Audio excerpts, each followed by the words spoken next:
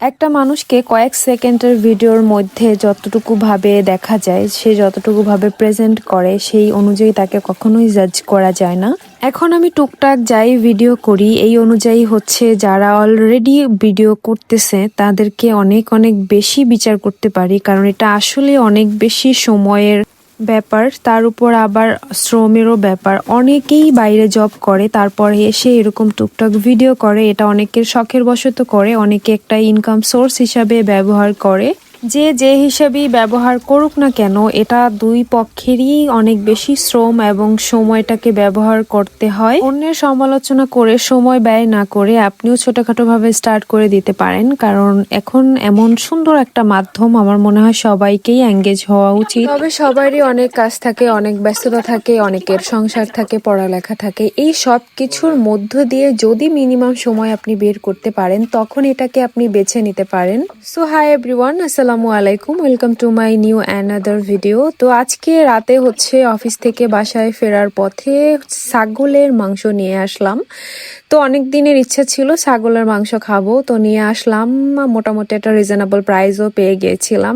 তো আনার পরে হয়ে গেছে আরো দুর্দশা, কিছু কিছু মাংসের টুকরা ছিল যেটা গরম পানিতে দিয়ে দেন হচ্ছে পরিষ্কার করে নিতে হয়। ওই জিনিস পরিষ্কার করতে করতে তো আমার জীবনের অবস্থা নাজেহাল। ও আমি দুঃখিত, এটা আসলে এক্স্যাক্টলি সলিড মাংস না, এটা হচ্ছে ছাগলের মাথা। মানে একটা মাথা হচ্ছে আপনি যদি চুজ করে দেন, পিস হিসাবে বিক্রি করা হয়, তখন ওরাই সুন্দর করে কেটে কুটে দেন হচ্ছে আপনাকে প্যাকেজিং করে দিয়ে দিবে। তো এইখানে প্রায় 2টা মাথার সমপরিমাণ মাংস, হাড় সবকিছু মিক্স করেই ছিল। তার আগে আমি সবার আগে কিন্তু অফিস থেকে এসে ভাত বসাই দিই। ভাত বসানোর পরে আমি আদার্স যত কাজ আছে ওই কাজগুলাকে ট্রাই করি করার জন্য। মানে যেহেতু তরকারিও রান্না করতে হবে, তার জন্য প্রিপারেশন নিয়ে নিই ভাতটা চুলায় বসানোর পরে। ভিডিওর মধ্যে যতটুকু কম সময়ের মধ্যে আমি দেখানোর চেষ্টা করেছি, আসলে এই কাজটা করতে আমার প্রায় 2 ঘন্টার উপরে লেগেছিল। তারপরও সম্পূর্ণ কাজটা শেষ করেছি আলহামদুলিল্লাহ। তারপরে হচ্ছে কিছু আলু কেটে নিয়েছিলাম এবং আদা রসুন পেঁয়াজটা আমি বাটিনি, কারণ এই মাংসের মধ্যে দিলে এমনি পেঁয়াজটা গলে যাবে। তো আদা রসুনটা আমি বেটে নিয়েছিলাম, আর জিরা আর হচ্ছে কিছু গরম মশলা আমি ভিজিয়ে রাখি আগে থেকেই। গরম মশলাটা আমি বেটে দিতে পছন্দ করি মাংসের ভেতরে। তো দেখতে পাচ্ছেন আমি গরম মশলাটাও হচ্ছে জিরার সাথে বেটে নিয়েছিলাম।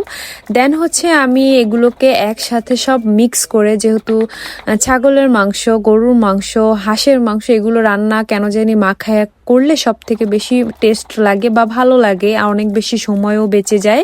গরম মশলাটা কিছুক্ষণ আগে, বলতে 2-1 ঘন্টা আগে যদি ভিজিয়ে রাখা হয় তাহলে ওইটা বাটতে কষ্ট কম হয়। তো আমার হচ্ছে এটা লেট হয়ে গেছিল ভিজাইতে, বা আমার নিজের খেয়ালও ছিল না, এই জন্য আমার অনেক বেশি কষ্ট হয়েছিল। পরে আমি পাটা পুতা সুন্দর করে ওয়াশ করে রেখে দিয়েছিলাম। আর আমি হচ্ছে আমাদের অঞ্চলে এটাকে পাটা পুতাই বলে থাকে, আপনার অঞ্চলে এটাকে কি নামে বলা হয় অবশ্যই জানাবেন। আমার সব সময়ের একটা অভ্যেস, মানে ক্লিনের ব্যাপারটা আমার খুব ভালো লাগে, কেন জানি ক্লিন রাখতে, ক্লিন থাকতে সবচেয়ে বেশি পছন্দ করি।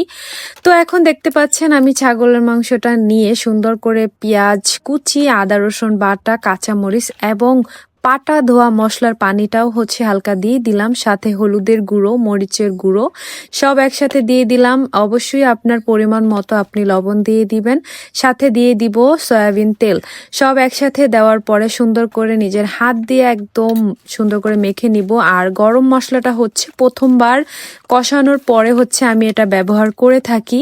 প্রথমবার কষানোর পরে দেন গরম মশলার আলু দিয়ে আবার 2বার কষায় নিব, তারপরে পরিমাণ মতো ঝোল দিয়ে তরকারিটা উঠিয়ে ফেলতে হবে।